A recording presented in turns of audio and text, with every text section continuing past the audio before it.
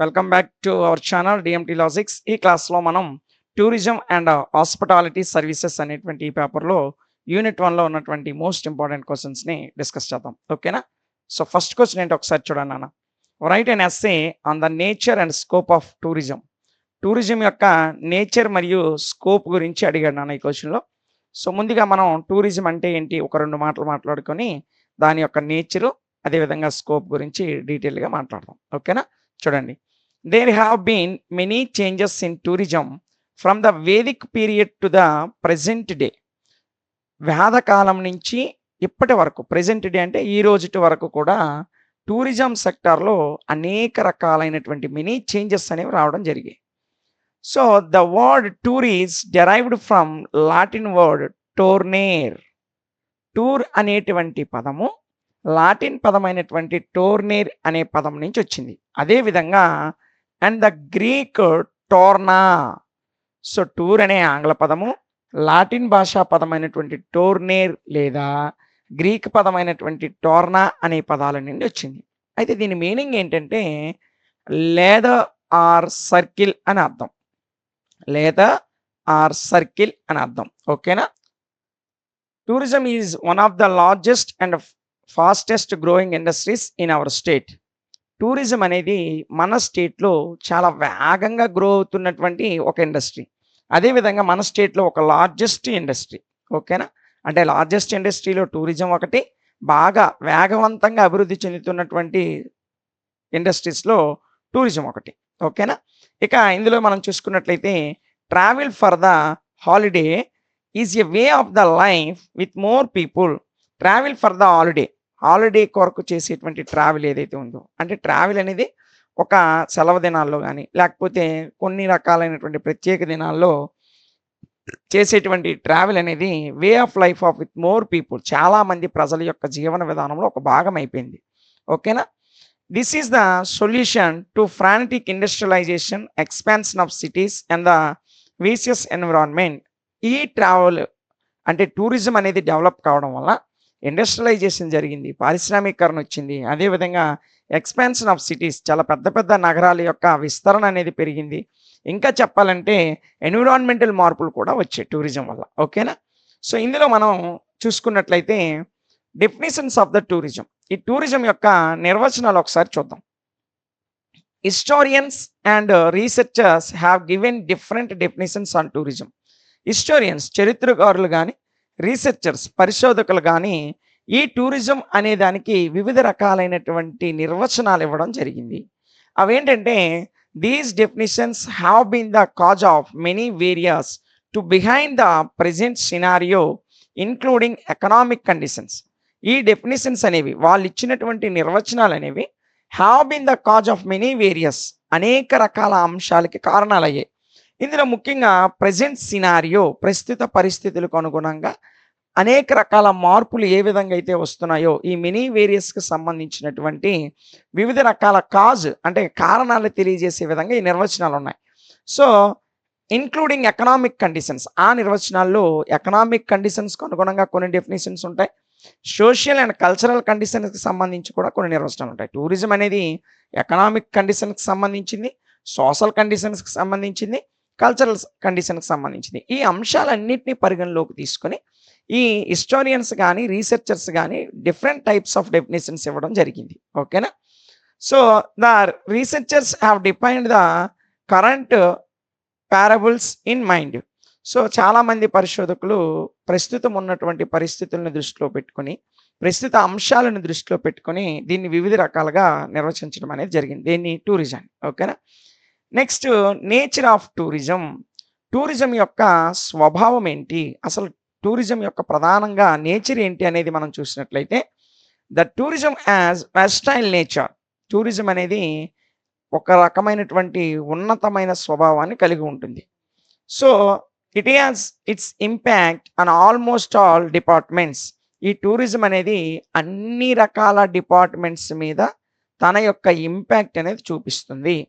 So resulting as an sustained continuous development including all sectors, అన్ని సెక్టార్స్లో కూడా ఒక sustained continuous development, ఒక స్థిరమైనటువంటి నిరంతరమైన అభివృద్ధిని టూరిజం సెక్టర్ అన్ని రకాల ఇండస్ట్రీస్‌లో, ఆల్ సెక్టార్స్‌లో కూడా టూరిజంలో కంటిన్యూయస్ గ్రోత్ ఉంది. సస్టైనబుల్ గ్రోత్ ఉంది. అంటే స్థిరంగా ఉంది ఆ గ్రోత్. అంటే ఒకరోజు డెవలప్ అవ్వడం, ఒకరోజు పడిపోవడం కాకుండా ఒక సస్టైనబుల్ కంటిన్యూయస్ డెవలప్‌మెంట్ అనేది ఉంది. ఓకేనా? Next tourism is primarily A result of the desire for the entertainment. ప్రధానంగా టూరిజం యొక్క మొట్టమొదటి ప్రైమరీలు అంటే ప్రాథమికమైనటువంటి రిజల్ట్ ఏంటంటే డిజైన్ ఫర్ ఎంటర్‌టైన్‌మెంట్. ఎంటర్‌టైన్‌మెంట్ యొక్క అంశమే టూరిజం యొక్క ప్రధానమైనటువంటి స్కోప్‌గా మనం చెప్పొచ్చు. సో, ఇక్కడ మనం ప్రధానంగా చూసుకునేటప్పుడు entertainment may be the main reason for participation in tourism.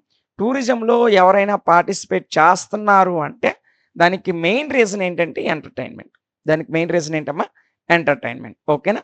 Next and tourism may be refer to particular entertainment. అదే విధంగా టూరిజం అనేది కూడా ఒక పర్టిక్యులర్ ఎంటర్‌టైన్‌మెంట్‌ని రిఫర్ చేస్తుందని చెప్పొచ్చు. ఓకేనా? నెక్స్ట్ ద ప్రెజెంట్ డే ప్రస్తుతం కాలంలో చూసినట్లయితే traveller comes from a wider social background and his tastes and desires are much more varied and his leisure time is much more restricted. ప్రస్తుత కాలంలో ప్రెజెంట్ డే అంటే ఈరోజు, ఈరోజు అంటే ఈరోజు అని కాదు, ఈ రోజుల్లో అని అర్థం. So, the present day A traveller comes from a wider social background. So, చాలా వైడర్ సోషల్ బ్యాక్‌గ్రౌండ్ నుంచి ప్రతి టూరిస్ట్ కూడా వస్తున్నాడు. అంటే ఎకనామికల్‌గా ఎంతో కొంత ఖర్చు పెట్టుకొని ఒక టూరిస్ట్ టూర్‌కొస్తున్నాడంటే ప్రధాన ఉద్దేశ్యం ఏంటంటే his tastes and desires are much more varied. అలా టూర్‌కొచ్చినటువంటి టూరిస్ట్ యొక్క టేస్ట్ గాని, అతని డిజైర్స్ కోరికలు గాని చాలా డిఫరెంట్‌గా ఉంటాయి. అంటే ఏ ఏ ప్లేసులు చూడాలనుకుంటున్నాడు. అంటే ఒకరేమో చారిత్రకపరమైనటువంటి అంశాలు చూడాలనుకుంటే, కొంతమంది రివర్స్, హిల్ స్టేషన్స్ ఇలా ప్రకృతి సంబంధించినటువంటి అంశాలు చూడాలనుకుంటారు. కాబట్టి వారి యొక్క డిజైర్స్, వారి యొక్క టేస్ట్‌లకు అనుగుణంగా వేరు వేరు వైడర్ సోషల్ బ్యాక్‌గ్రౌండ్ నుంచి టూరిస్టులు వస్తూ ఉంటారు. సో, వారి యొక్క లెజ్యూర్ టైమ్ అనేది, వాళ్ళ ఫ్రీ టైమ్ అనేది కూడా చాలా మచ్ మోర్ రిస్ట్రిక్టెడ్‌గా ఉంటది. అంటే వాళ్ళకి కొంత టైం మాత్రమే ఫ్రీ టైమ్ దొరుకుతుంది. ఆ టైం అనేది వాళ్ళు చాలా యుటిలైజ్ చేసుకోవాలనుకుంటారు. కాబట్టి ఇలాంటి అనేక రకాల కండిషన్స్ అనేవి టూరిజంలో ఉంటాయి. సో, అందులో అతని యొక్క కండిషన్, టూరిస్ట్ యొక్క ఎకనామికల్ కండిషన్, అతని యొక్క డిజైర్స్, అతని యొక్క టేస్ట్‌లు, అతని యొక్క వాల్యుబుల్ టైము వీటన్నిటిని దృష్టిలో పెట్టుకొని టూరిజం కండక్ట్ చేయడం అనేది చాలా కష్టంతో కూడుకున్నటువంటి పని. మరియు దీని యొక్క ప్రధానమైనటువంటి మెయిన్ పర్పస్ ఏంటంటే ఆ టూరిస్ట్‌కి ఎంటర్‌టైన్‌మెంట్ అందించడం. ఓకేనా? Next now a days people have started moving for exciting and exotic activities. చాలామంది ఈ రోజుల్లో ప్రజలు ఎక్సోగేటింగ్ కలిగించేటువంటి యాక్టివిటీస్ నుంచి అదేవిధంగా ముఖ్యంగా మౌంటైనీరింగ్ కానీ, వాటర్ స్కీయింగ్ కానీ, అండర్ వాటర్ స్విమ్మింగ్ కానీ, పోనీ ట్రాకింగ్ కానీ ఎక్సెట్రా ఇలాంటి ఎక్సైట్‌మెంట్ కలిగించేటువంటి టూరిజంలోకి చాలామంది వస్తున్నారనమాట. చాలామంది ట్రావెలర్స్ అంటే చాలామంది టూరిస్టులు ఇలాంటి ఎక్సైట్‌మెంట్ యాక్టివిటీస్ ఏవైతే ఉన్నాయో, అలాంటి ఎక్సైట్‌మెంట్ కలిగించేటువంటి యాక్టివిటీస్ వైపే దృష్టి పెడుతున్నారు ఎక్కువగా. ఓకేనా? To utilize their leisure time. ఇదంతా వాళ్ళ లెజ్యూర్ టైమ్‌ని ఉపయోగించుకోవడంలో ప్రధానంగా మౌంటైనీరింగ్ అంటే పర్వతాలు ఎక్కడం గానీ, వాటర్ స్కీయింగ్ గానీ, అదేవిధంగా అండర్ వాటర్ స్విమ్మింగ్ వాటర్ లోపల స్విమ్ చేయడం, పోనీ ట్రాకింగ్ అంటే ట్రెక్కింగ్‌లో ఇదొక రకమనమాట. ఇలాంటి ఎక్సైట్‌మెంట్ కలిగించేటువంటి కొన్ని థ్రిల్‌తో కూడినటువంటి టూరిజం వైపు చాలామంది ఇప్పుడు చూస్తున్నారు ప్రస్తుత కాలంలో. For example in our state ఒకవేళ ఉదాహరణగా మన రాష్ట్రాన్ని తీసుకున్నట్లయితే తలకోన ఇన్ చిత్తూరు డిస్ట్రిక్ట్. తలకోన జలపాతము చిత్తూరు జిల్లాలో ఉంది. ఇక్కడ వాటర్ స్విమ్మింగ్ టూరిజాన్ని డెవలప్ చేస్తున్నారు. ఓకేనా? అదేవిధంగా Korangi wildlife sanctuary, Korangi పక్షి సంరక్షణ కేంద్రం ఉంది. అదేవిధంగా పాపికొండలు ఉన్నాయి గోదావరి జిల్లాలో. And wildlife sanctuary in East Godavari district. ఇదిగోండి భారతదేశంలో. ప్రధానంగా మన ఆంధ్రప్రదేశ్ రాష్ట్రంలో తలకోన జలపాతం గానీ, పాపికొండలు బర్డ్ శాంక్చురీ గానీ, కోరంగి వైల్డ్ లైఫ్ శాంక్చురీ గానీ ఇవన్నీ కూడా ప్రకృతిలో చూడదగినటువంటి గొప్ప అందమైనటువంటి ప్రదేశాలు. సో, ఇవన్నీ కూడా ఇలాంటి ఎక్సైట్‌మెంట్ ప్లేసులకి చాలామంది ప్రజలు టూర్‌కి రావడానికి ఇష్టపడుతూ ఉన్నారు ఈ రోజుల్లో. ఓకేనా? ఇక ఇందులో మనం చూసుకున్నట్లయితే influencing the nature of tourism. ఇవన్నీ కూడా టూరిజం యొక్క నేచర్‌ని ఇన్‌ఫ్లుయెన్స్ చేస్తున్నాయి. Nowadays the nature of tourism changes rapidly. ప్రస్తుత కాలంలో టూరిజం యొక్క నేచర్ అనేది రాపిడ్‌గా చేంజ్ అవుతూ ఉందమ్మా. టూరిజం యొక్క నేచర్ అనేది ఏమవుతుంది? చేంజ్ అవుతూ ఉంది. ఓకేనా? So, because of the different attitudes of tourist. ఎందుకు ఇలా చేంజ్ అవుతుందంటే టూరిస్టులకు ఉన్నటువంటి వేరు వేరు రకాల యాటిట్యూడ్స్ వల్ల టూరిజం అనేది ప్రస్తుత కాలంలో చేంజ్ అవుతుందని చెప్పొచ్చు. అండ్ ఇన్ పాస్ట్ డేస్ గతంలో చూసుకున్నట్లయితే the tourist are enjoyed nearly 1 month for the recreation. ఖచ్చితంగా వాళ్ళు ఏం చేసేవారంటే టూరిస్టులు గతంలో they are enjoyed nearly 1 month for the recreation. వాళ్ళ రీక్రియేషన్ కోసం దాదాపు ఒక నెల పాటు ఎంజాయ్ చేసేవారు. In modern times tourist cannot unable to give beyond the weekends. So గతంలో అయితే నెలేసి రోజుల పాటు టూరిజంలో ఎక్కువ ఎంజాయ్ చేసేవారు. ఇప్పుడు అంత టైం ఎవరికీ లేదు. అంత ఓపిక కూడా ఎవరికి లేదు. కాబట్టి కేవలం వీకెండ్స్‌కి అంటే వీకెండ్స్‌లో ఒక 2 రోజులు, 3 రోజులు అంత తక్కువ టైం మాత్రమే వాళ్ళు టూర్‌లు ప్లాన్ చేసుకోగలుగుతున్నారు. ఓకేనా?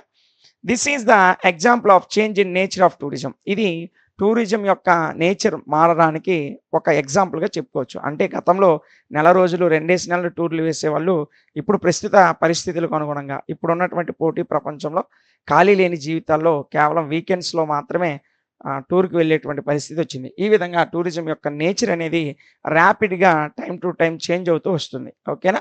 నెక్స్ట్ దీని యొక్క స్కోప్ ఏంటో ఒకసారి చూద్దామమ్మా. Scope of tourism. సో దీని గురించి మనం చూసుకున్నట్లయితే the tourist phenomenon almost attracted the whole world. So ఈ టూరిజంకి సంబంధించిన ఫినామినా అనేది మొత్తం ప్రపంచాన్ని అట్రాక్ట్ చేస్తుందని చెప్పొచ్చు. And not only is economic power to earn foreign exchange. కేవలము ఫారిన్ ఎక్స్చేంజ్ నుంచి ఎకనామిక్ పవర్‌ను పొందుకోవడం మాత్రమే దీని ఉద్దేశ్యం కాదు.